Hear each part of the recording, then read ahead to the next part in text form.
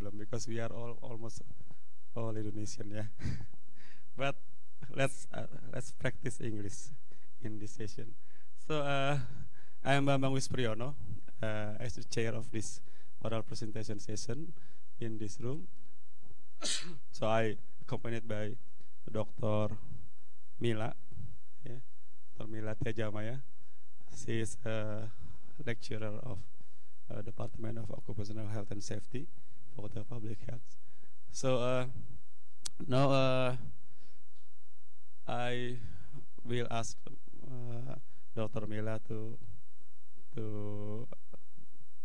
moderate or to run this program because I'm a little bit cough and get flu, but because it's interesting session, so I come today.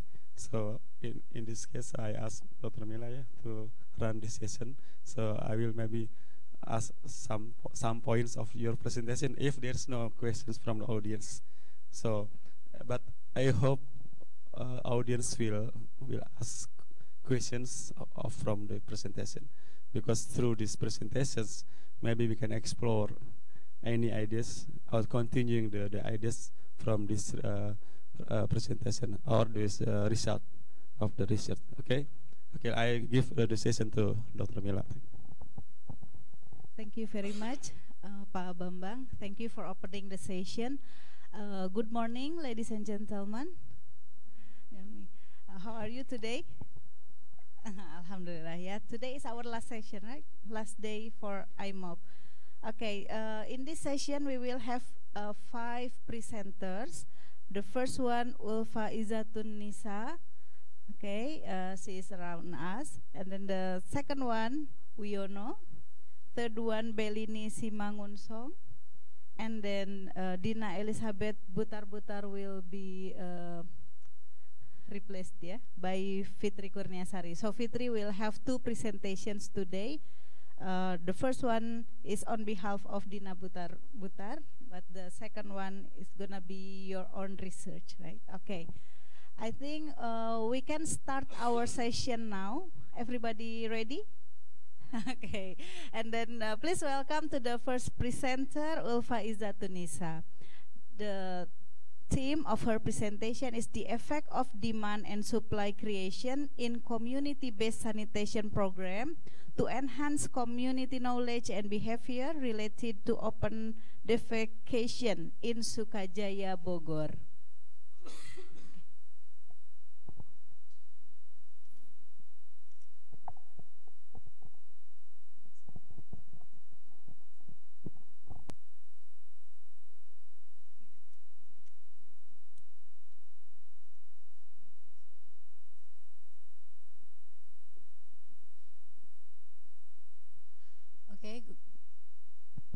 Okay, good morning everyone.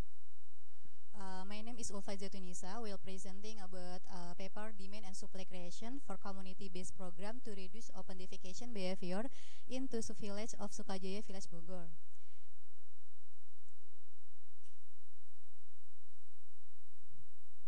Okay, this is the outline.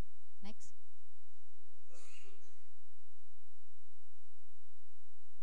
This is the outline. Okay, based on UNICEF studies, 1 billion people, or about 17% the world's population, still practice open defecation. And from 10 countries, Indonesia was ranked second after India, with 55% population in Indonesia still practice open defecation. In 2004, Indonesia starting adopt new non-subsidy approach through community-led total sanitation program. This program is, the goal is to change people behavior, by altering the mindset to focus on their needs and prompt them to build their sanitation system. But in contrary to the conventional approach which only provide toilet, CLTS aims to promote change in people's behavior as the main means of sustaining sanitation. But in fact, there are some type of people in certain region who doesn't match with CLTS intervention, so need a modification approach with demand and supply creation. The demand creation is building public toilet and prompting the practice to increase demand for sanitary facility ownership.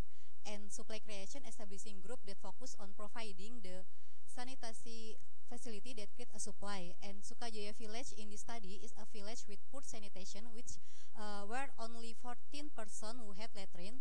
And the objective from this study is to determine the effect of demand and supply creation for community-based sanitation program to enhance the people knowledge and behavior associated with defecation. And the method is 42 households in the sub-village of Iringawa and Cigarugui from Sukajaya village given the intervention program with demand creation and supply creation. The demand creation consists 3 activities. The first is construct public toilet where the member of community participate directly by providing labors, consumption, and even some building material. And the second is socialized sanitation practice that promoting the daily use of toilet. And the third is health promotion or triggering that involve the health center and the woman in the 42 household. And this activity is to raise the community awareness and needs to construct a toilet and sanitation system in their house. And and then the supply creation by creating the business group consists of the men in 42 household that we given them some training and so they can produce cheap sanitation facility. And then this study evaluate the respondent knowledge and behavior before and after intervention program with quantitative and qualitative approach. The quantitative approach using quasi-experimental design where the respondent knowledge and habit evaluate by questionnaire and the data evaluate using statistical analysis with the Wilson Sign Rank test. And the qualitative approach to explore the knowledge, the perception, and the socio-cultural factor related upon defecation, and the data collect through focus group discussion and interview, where consists of 4 discussion group, the people in the community to groups, and their leaders to groups. And then this is the result of quantitative data. We can see in table 1, all of both in knowledge and behavior, there are difference mean in pre-test and post-test result. And in table 2, we can see all of categories from knowledge and behavior are difference mean in pre-test and post-test result. In the knowledge, the highest difference is in healthy sanitation system, and in behavior, the highest difference in habit of defecation. So this result means there are enhancement to the people's knowledge and behavior related to open defecation after the intervention program. And for the qualitative result from intervention, we know the cost of material are expensive. It's become an obstacle to residents to build their own sanitation system, and the residents feel more comfortable defecating in the river and feel more practical defecating in a river without worrying about weather when the summer comes. And after intervention, most of the people have adopted to habit of defecation in toilet, and all residents feel grateful and happy about the intervention program because not only they can defecation in toilet, but they know how to make sanitation system with the cheap, with reasonable cheap. And discussion, if we back to the result in table 2, we know the people's understanding of health sanitation has changed significantly. This change is due to the intervention program that all people participate directly by construction public toilet and creating village sanitation business group. And the people's habit of clean defecation have also improved significantly is because the availability of public toilet that can use to all of community allow them to learn how to defecate on the toilet and prompt them to build their own toilet in their house. And in the end of intervention program, we get 7 local citizens start building their own latrine with their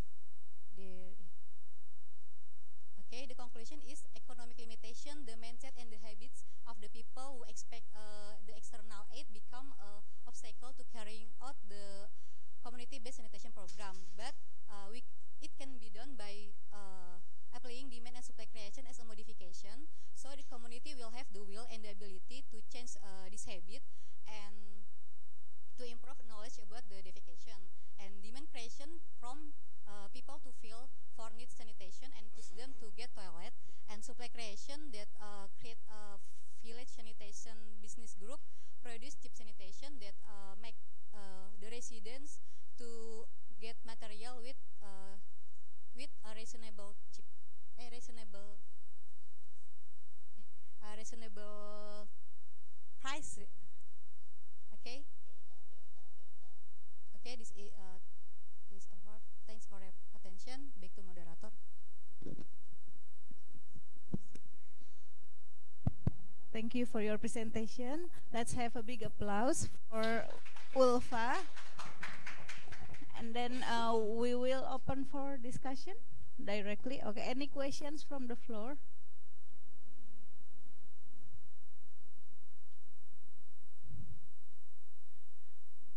Any question?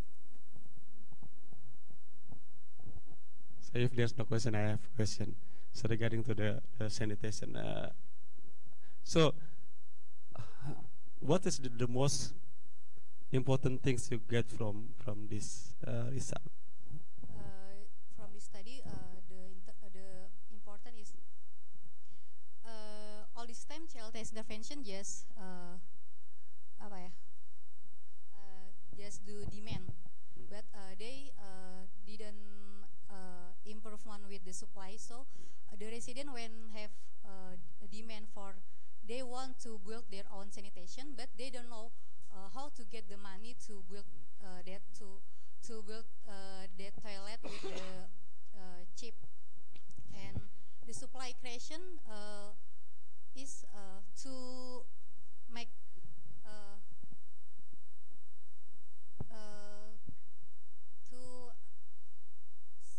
to supply cheap sanitation that can resident do. Yeah. But they're just still in the knowledge, yeah? No implementation yet, yeah. There's no implementation yet to do this community led. Sudah. They did. From the study, in Sukajaya village, in the Iringowo and Cigarugui, they have a village sanitation business group that in bahasa Pusades, kelompok usaha sanitasi desa, and they can produce sanitation latrine with the cheap. They only So for one toilet, for how many households? What? One toilet, since community toilet, no? They're creating community toilets. The first we built a community toilet, one public toilet, one public toilet in one sub village. But and then after the supply creation done, they can produce toilet for the others residents to individual toilet in their homes. Okay, thank you. Thank you. So your project is actually to build the public toilet and then initiate the community to build their own toilets. Okay, that's very good. Thank you so much. Any other questions? Okay. So if there's no more question, let's have a big applause for Ulfa. Thank you so much. Okay, and then we move to the second presenter, Wiono. You can prepare your presentation now. The title of his research is about analysis of environmental risk factors and dynamic transmitting with filariasis events in Kubu Raya Regency. Okay. Yeah. Thank you. Assalamualaikum warahmatullahi wabarakatuh. Good morning, ladies and gentlemen. I would like to present my research. The title is Analysis of Environmental Risk Factor and the Dynamic Transmission with Event Filariasis in Kubu Raya Regency, West Kalimantan Province. Introduction. Background: this research is according to World Health Organization data of 538 million people suffering from lymphatic filariasis. In epidemiology, as 100 20 million people of Indonesia is in a high risk area of contracting filariasis. In 2015, as 40,932 filariasis clinic, and 2015 as have 38,030 filariasis clinic. In the province of West Kalimantan, case of chronic filariasis has 250 people. In 2016 as 250 case. In Kuburai Regency, in 2015 case of chronic filariasis has 52 people. In 2016 has 56 people, and microfilaria rate has 3.9%. The objective this research is to analyze the physical environment risk factor like swim environment, rice field, and bush forest, biological environment like aquatic plants, predatory fish, socio-economic culture like the knowledge, the various job, and the mosquito drug, and mosquito net, and the dynamic of transmission vector of living creatures and animal hospes with filariasis disease in Kuburai regions. A method, the descent study, case control study. This research was conducted from April to June 2017. Population or clinic or chronic filariasis patients are reported in community health center and Kuburai district health office 2016. The sample is this study used comparison 1, comparison 2, that is much as 42 case samples and 84 control sample. The total sample of 126 samples. Data is primaire, data objective obtained by interview method and surface observation of home environment condition, sampling technique, case group cluster sampling, and control group purposive sampling method, using estimates with the case group and based on inclusion and exclusion criteria. Result: there's a relation of filariasis and dependent variable. We have 3 variables not significant with filariasis. There is the existence of water plant, the existence of predatory fish, and the existence of space animals.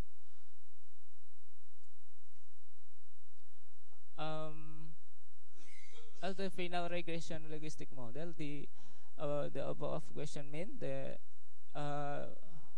respond with occupational risk, the level of knowledge, having nighttime out habit, or not use mosquito trap habit, house close to the bush forest, and the factor risk of having a probability of a filariasis even 20.83%.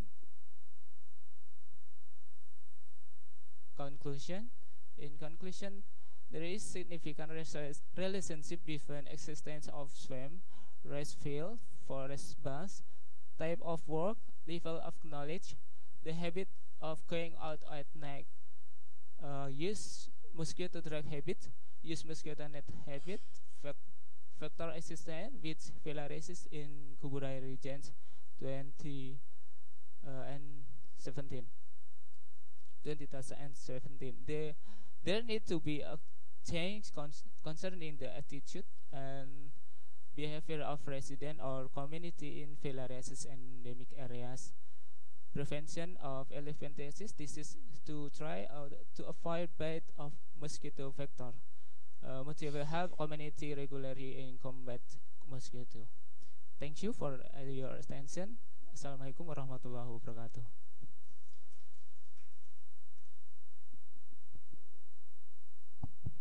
Thank you very much for your presentations. So any question?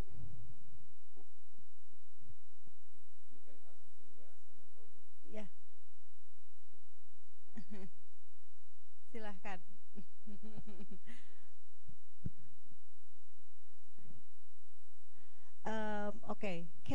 ask you a question. Okay. Any particular reason why do you did this research in Kuburaya Regency? Where is Kuburaya Regency? Where is it? Budaya is West Kalimantan. West Barat. Kalimantan. Oh, okay, okay, okay. Because in West Java, Regency usually belong to perumahan ya Pak, kompleks Regency. So this one means di kabupaten or kota Madia? Kabupaten. Kabupaten. Kabupaten.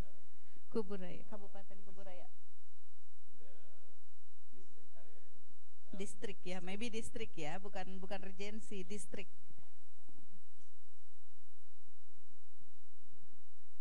Yeah, any particular reason? Sorry. Maybe you can explain about prevalence, incidence rate of filariasis in this area. Prevalence. Yeah. Maaf, mungkin saya kalau kasus prevalen di Kuburaya sendiri have sorry. Slide pertama. Oh, ada ya tadi. Yeah, and I want to show in 2017 has Filaria clinics have 40,000 40,000. 14,019 in Oh, Indonesian okay. in Kuburaya district In West Kalimantan, in okay. Kuburaya Regency. Oh, okay, yeah. Sorry, because I couldn't read it from that corner. Yes. Okay, right. Yeah, I think the answer is already mentioned before you explain about your apa study result, yeah. Yeah, yes. Yeah. Thank you so much. Thank you. Thank you. Any other questions? Okay, if there's no more question, let's have a big applause again. Thank you, Yono. Thank you so much.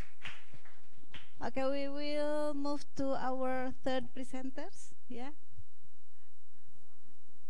Our third presenter is Belini Simangunsong. The title of her study is The Condition of Sanitation Facilities with Escherichia coli Contamination Food at University Cafetaria. Which university? Oh, Faculty of Public Health. University of Indonesia. Okay, at University Indonesia's Cafetaria, 2015. Yeah.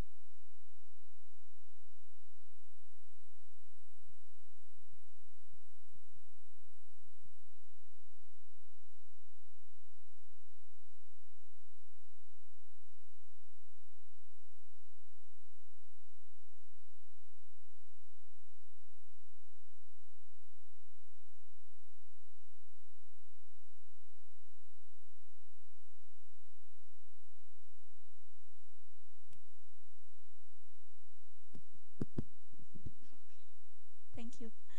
Suffering from foodborne disease and 120,000 deaths, and because of E. coli can cause diarrhea that result 63,000 deaths from 230,000. The high risk food for contamination E. coli is meat with high protein and processed by using water, and fast food like ketoprak and gado-gado that prepared by hand directly, and the beverage high risk for contamination E. coli is processed by using cold water such as ice. that we know one of risk factors of contamination E. coli on food, it's poor sanitation, like toilet facilities, sewage condition, and the presence of animals like factors like cockroach, flies, and another, and contamination also in canteen or cafeteria. And this university have 260 canteen, and it's about 48,000 people. So if the contamination happen to this university, so many victims that have the disease. An action we can do, that I can do, it's observe through this research. The methods is cross-sectional study, and the data from secondary data in 2015 with Susana Research. It's about sanitation and hygiene research on food and beverage on sale in University X Cafeteria 2015. And the objective is investigate the relationship of sanitation facilities with contamination. And the samples, food and beverage, like I said before, meat with high protein, fast food, cold drinks from water such as ice, and the total of the sample foods is about 80. I interview by questionnaire to the food handlers. The variable, the independent variable is sanitation facilities. There is clean water facilities until insect and mouse barrier equipment, and the dependent is E. coli contamination in food. This is the result. This is a microbiological test result of food and beverage sample 2015. So many food and beverage, and this is contamination according to location. So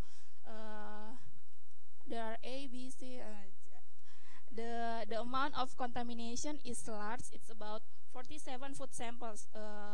We can say for percentage is about 58.8%, and the location with high amount of contamination is A, B, D, G, and M. It's FEB, LVCIP. This is sanitation facilities criteria. So the facilitation we observe with the criteria in this table. So many, I can't explain it. But I'm so shocked because the result is all criteria have p-value greater than 0.05.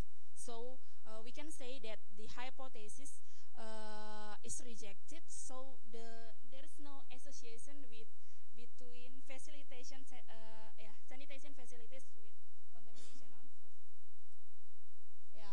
Maybe it's because only the observation states and maybe the homogeneity.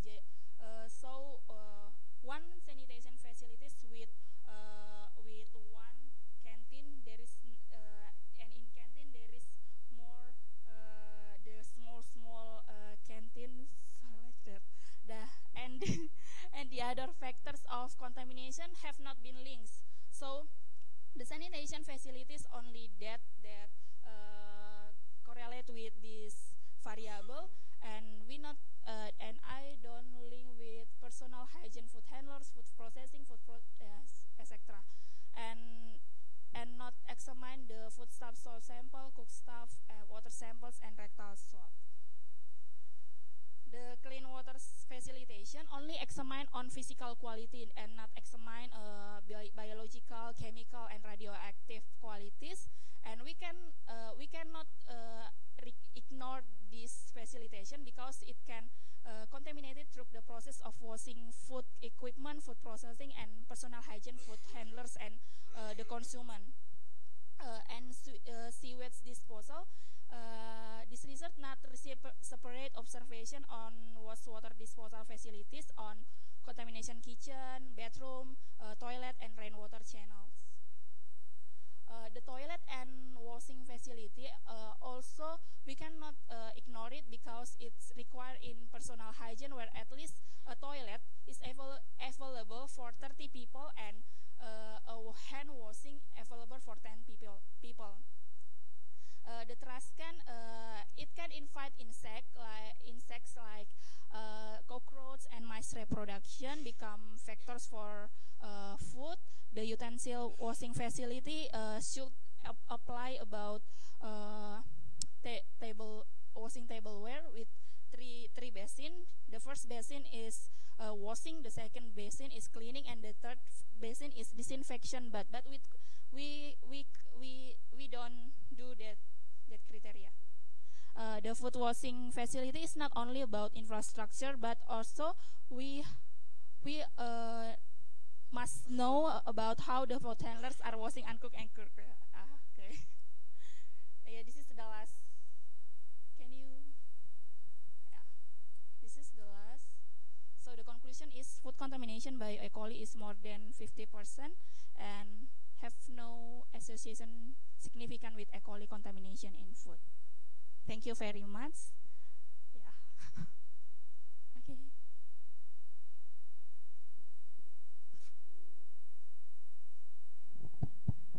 Okay, thank you very much for your presentation. Let's have a big applause for the presenter. Okay, any questions? Yeah, one questions. Yeah.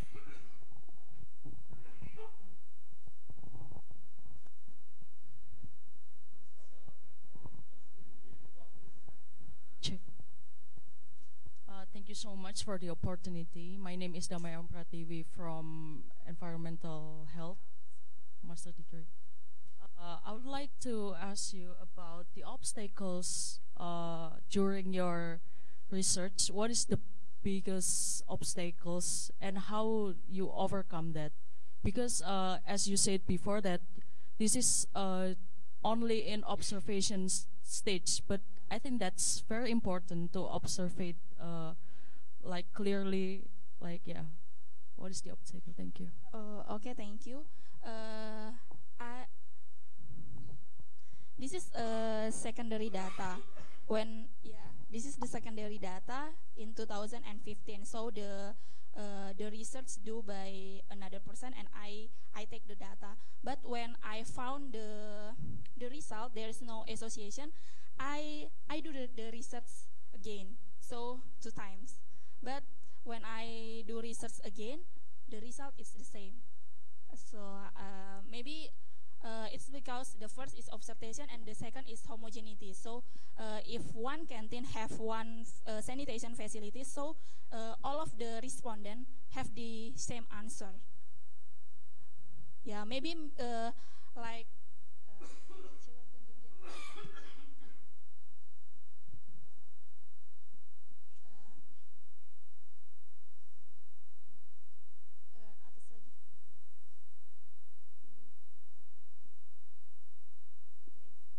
Yeah, such as location A is about a food and beverage and a canteen in a location, but only have maybe only one sanitation facility. So all of them have the same answer.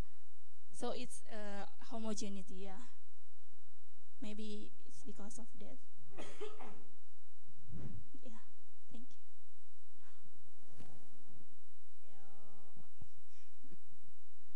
Okay. So maybe in next research use not only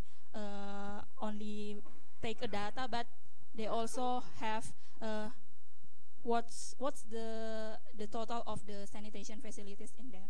Maybe yeah. What? Yeah.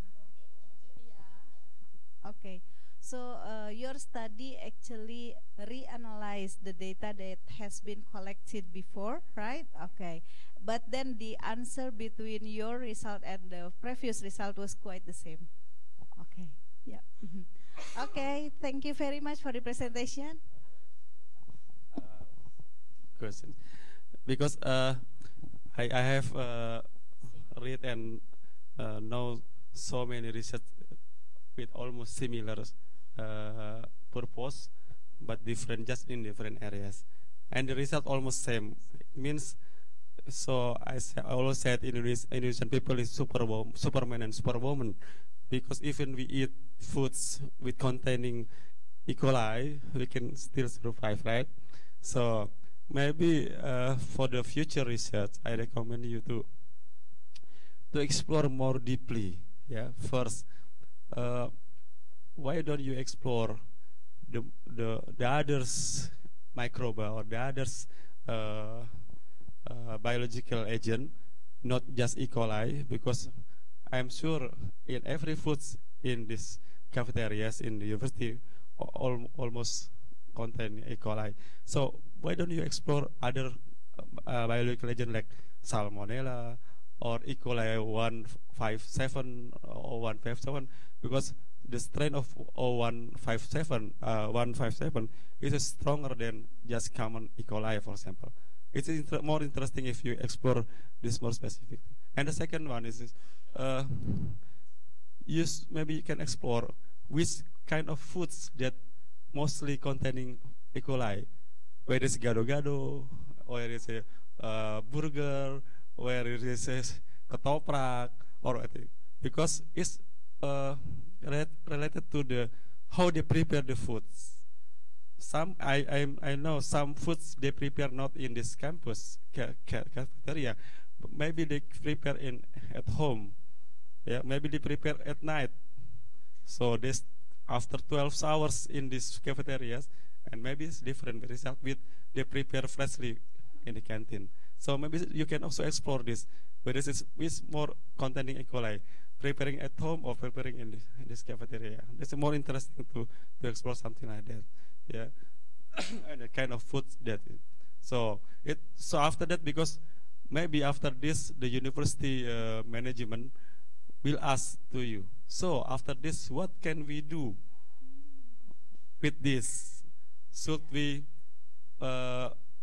make regulation that some foods restriction? No gado-gado in cafeterias, because mostly gado-gado is containing E. coli. But we like gado-gado, okay? Because it is Indonesian taste and it's cheaper for the students, right? Yeah. So please make it for the future research more detail or more specific focusing. Thank you. Thank you. And I want to for salmonella there is research about that, but in this year, but the result presented by is in another class. Okay. So Pak Bambang mentioned a lot of idea actually, ya Pak ya. Idea for future research. So probably if there are some student in this class, so I think that's a benefit for you to do more research following Bellini study. Okay. Yeah. Thank you very much. One more applause for Bellini. Thank you. Okay, now we move to the fourth presenter, Dina Elizabeth Butar-Butar, but will be represented by Fitri Kurniasari. The title of the study is Diesel Particulate Matter Exposure, Increase HbA1c and ApoB level in blood and motor vehicle testing officer at Cilincing, Jakarta, Indonesia. Thank you so much. Good morning, ladies and gentlemen. I would like to present my friend's research. The title is Diesel Particulate Matter Exposure, Increase HbA1c and ApoB level in blood or motor vehicle testing officer at Cilincing, Jakarta, Indonesia.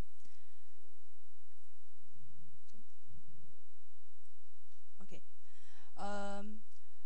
Transportation is one of the biggest contributor of air pollution because motor vehicle emission, especially for diesel engine vehicle such as trucks, buses, and cars, locomotive, ships, and heavy equipment have the potential to emit exhaust gas, which is contained gas and a very small particle. This very small particle is called by diesel particulate matter. This diesel particulate matter contain a mixture of black carbon, elemental carbon, sulfate, metal, and trace elements. This DPM is very harmful to human health because it can reach inside the lungs and cause toxic effect. And in 2012, DPM is categorized as human carcinogenic or group 1.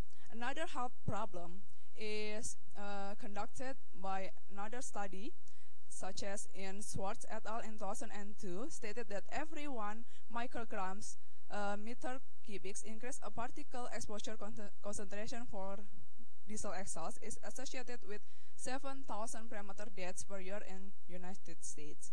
Another study conducted by Brook et al. In 2013 stated that particle exposure to diesel exhaust is increased risk of dying from diabetic. And Du et al. In 2015, every 10 micrograms per meter cubic increase of PM 2.5 leads to 12% increase in death from cardiovascular disease.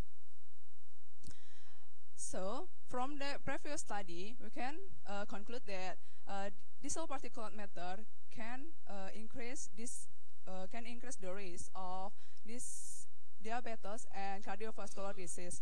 And HbA1c is a glucose indicator of homeostasis in diabetic. And previous study have found that particulate matter exposure is associated with increase in HbA1c. Meanwhile, another previous study found that level of ApoB is a better predictor for cardiovascular disease. So this purpose of study is to analyze the association between diesel particulate matter with elevated HbA1c and ApoB level in the blood of motor vehicle testing officer. Method of the study: the blood sample is obtained to analyze the HbA1c and ApoB level in the blood using high-performance liquid chromatographic ion changes to analyze the HbA1c and PEG enhanced immunoturbodimetric assay to analyze the ApoB. This is analyzed by another laboratory, which is Prodia Laboratory, and DPM itself collected using Laurent Legacy personal pump with Ciotas cascade impactor with filter PTFE filter 25 and quartz filter, and using gravimetric method to analyze the concentration. So this is the result. The table number 1 shown that in all size particulate matter, which is PM10 until PM 0.25, is higher on mechanic officer than the administrative officers. If compared to previous study in PKB Pulau Gadung conducted by Rizky et al., this result is higher than the previous study in PKB Pulau Gadung. The table number 2 said that ApoB level have a significant difference in mean concentration of ApoB in mechanic officer, administrative officer, and control group, which is the highest concentration is in mechanic officers.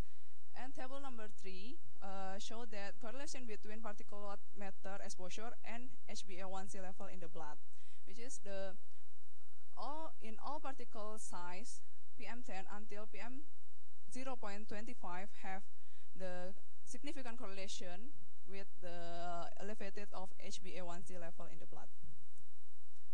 Another factors such as sex, age, BMI, and smoking habit also have the correlation with the HbA1c and ApoB level.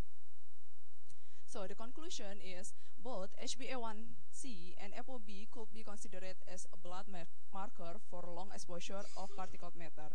There's a correlation between particulate matter exposure and elevated level of HbA1c in blood sample. Also, there is a significant difference at mean concentration of ApoB between mechanic officer, administrative officer, and comparison group. And another variable such as sex, age, BMI, and smoking habit can contribute increase of ApoB and HbA1c level in the blood. And thank you. This is the documentation of the study. Thank you.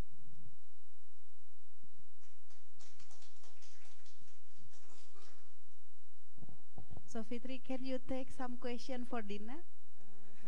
Or Okay, I'll try. yeah, because okay, that's fine. Any question? Soalnya penelitiannya punya Dina, but you are in the same group, right? So you know, involved in Dina research as well. Yeah, little bit. Okay. So if there is any question for Dina, I think you can answer it, right? Yeah. Any questions?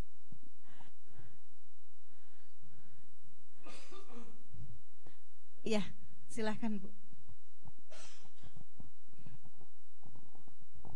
Sorry, my name is Uli. Thank you for opportunity. I will ask you where you have research in Cilincing or Pulau Gadung. Yes, because Cilincing is different for Pulau Gadung. Thank you. Okay. This research only conducted at Cilincing, but previous study with another researcher, of course, is conducted in Pulau Gadung. The difference between PKB Cilincing and PKB Pulau Gadung is the PKB Cilincing is specialized for heavy duty vehicle, so is almost of the vehicle using diesel engine. But in previous studies conducted by another researcher is in PKB Pulau Gadung have a mix of kind of vehicle like heavy duty and small duty vehicle. Yes. Thank you. Okay. Then we actually have discussion about the occurrence of the increased HbA1c with the dust exposure. So did you also, did Dina also investigate the association between working duration with the HbA1c? Working Any duration? association, yeah. Masa kerja? No. No. Okay.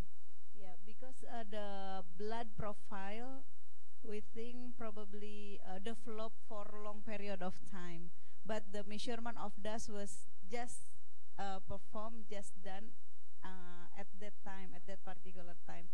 So it's quite difficult to make an association, in my opinion. But maybe Dina has answer, yeah, for that concern. Yeah, this is interesting research because I remember in the year of 2000s when I have come back from my PhD. So this kind of research is like crazy research for public health, because they said it's not public health research, it's just medical research, something like that. So but now after 10 years or 15 years later, so you can see many students in public health faculties do this research, because through this research we can say this is preventive research areas, because even the people there, the worker is still healthy, right? No disease there. But you can see this change of something inside of the body of the people worker. It means it's like prediction that maybe if they are exposed more and more, they will become disease and become clinical issues. It's become medical areas. So that's why now this research has been accepted in public health research. So because when at the time I said to the students, please don't use word relationship and factors.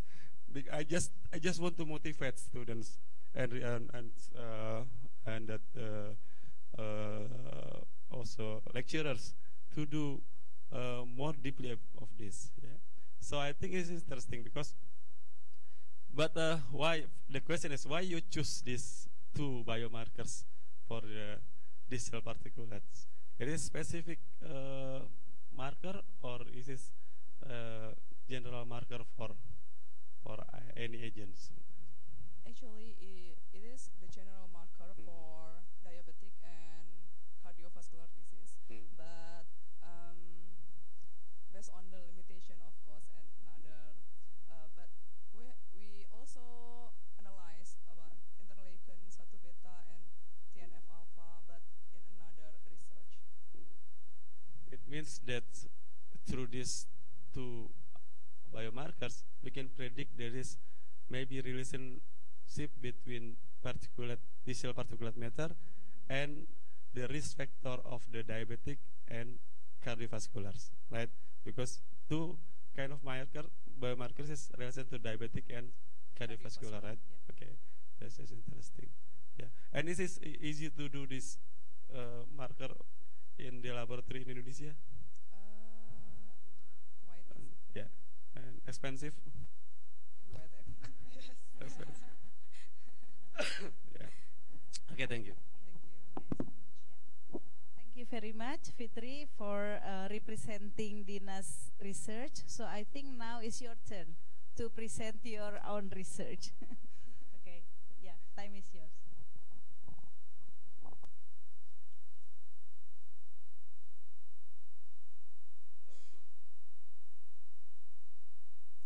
Okay. Thank you. Now I would like to present our own research.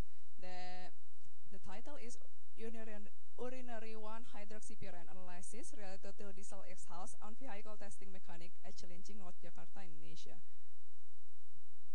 So, there is a significant increase in number of motor vehicle in Indonesia and also in the world in the past few years, which reportedly in Indonesia increased by 96.14 million from 1987 to 2013.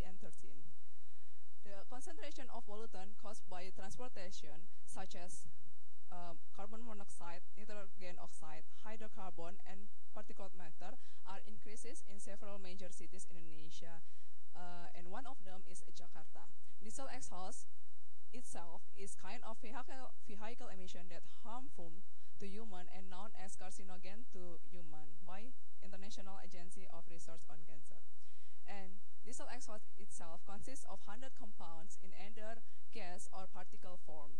Short-term effect of exposure to diesel exhaust can cause headache, acute irritation, and neurophysiological symptoms. And long-term exposure to DPM may lead to increase of cardiovascular disease, cardiopulmonary disease, respiratory disease, and lung cancer. So, polycyclic aromatic hydrocarbon are the major compound of diesel exhaust that can be found in gas and particle form, and due its abundant concentration in diesel exhaust, metabolite of PAH can be an alternative biomarker of exposure to diesel exhaust. And one of the metabolite of PAH itself is urinary 1-hydroxypyran. And the exposure of diesel exhaust may occur occupationally. In United States, over 1 million workers are estimated to expose with diesel exhaust in their workplace. And who's the occupation that potentially exposed? They are miners, construction workers, bus or truck drivers, and mechanics, and etc. So, the study is conducted in PKB Cilincing, which is Vehicle Testing Center, that especially for heavy-duty vehicle, located in North Jakarta.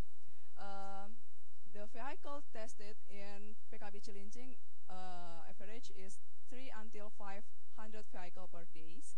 Previous study at PKB Pulau Gadung showed that the vehicle testing mechanic and administrative officer is highly exposed to diesel exhaust. So we need biomonitoring.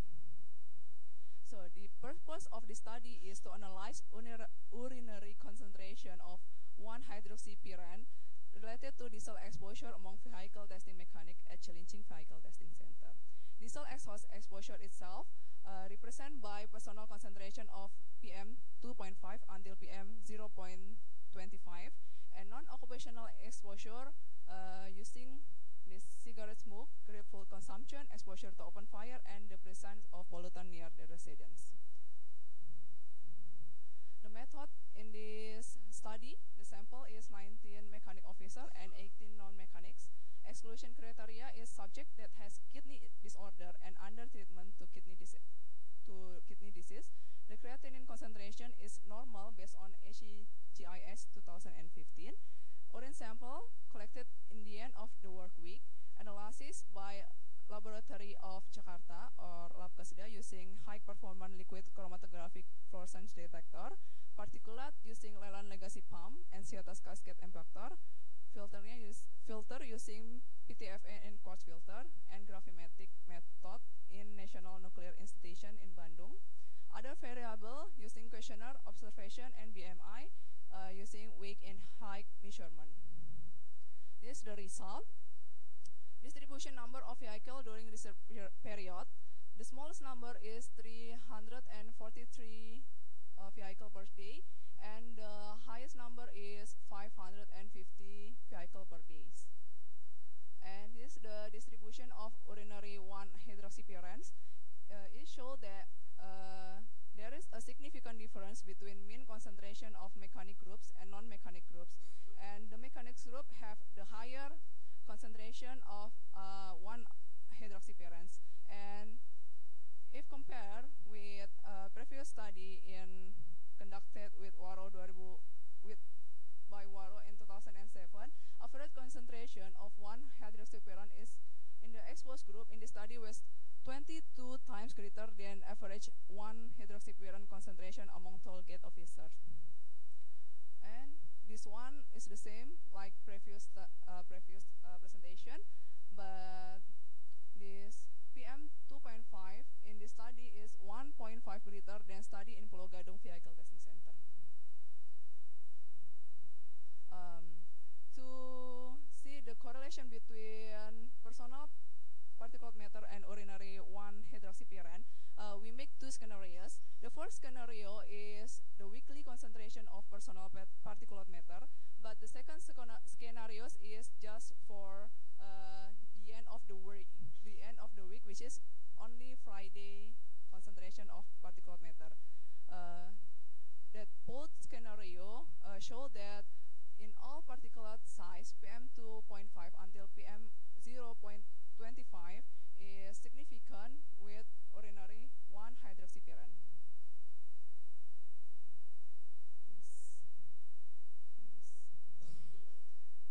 Another non-occupational factor, there is no correlation in this study with non-occupational factors such as smoking habit, cigarette consumption, food consumption, and etc. There is no correlation with urinary 1-hydroxypyrenes. So the conclusion is particulate matter resulting from diesel engine emission are the major contributor to the elevation of urinary 1-hydroxypyrene concentration among vehicle testing mechanic at Cilinting Testing Center, North Jakarta, Indonesia. And this is the documentation of the study. Thank you.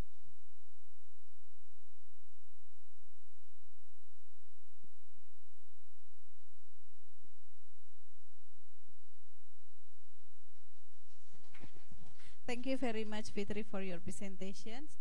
Any question? Yeah.